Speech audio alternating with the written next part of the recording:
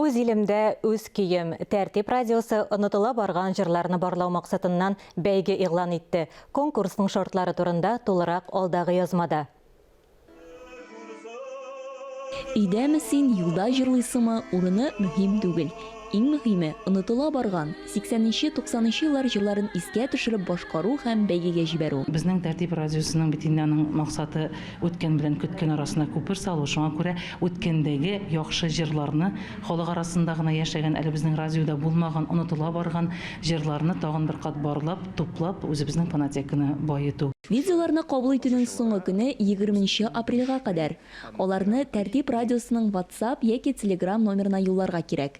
Иң төп таләп фонограммага җырлау тыела.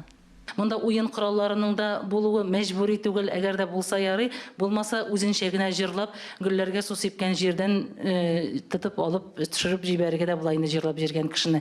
Ул аның күңелендәге ниндидер хыялын тормышка ашыруы була, ниндидер бер изге гамәл дип тә карый мине. Катнашучыларның эшләрен Татарстанның халык артистлары Шамил Әхмәтҗанов, Фердинанд Сәләхов, Россиянең атказанган мәдәният хезмәткәре Фуат Галимуллин бәяләячәк.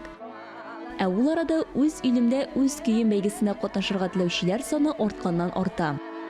Конкурс материалларының 3тән 1 дип әйтик, Орша районына туры килә. Һәм шунсы сөендерде, Татарстан белән генә шикләнмичә, безнең Башкортстаннан, Балтач районы, Иске Балтач авылыннан, шулай ук Пермь өлкәсе Барда районыннан килде эшләр. Бәйге булгач, бүләкләр дә бирү каралган.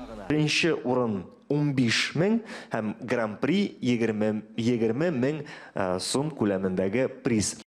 Җиңүчеләр исеме 26 апрель көне туган тел көнендә билгеле булачак.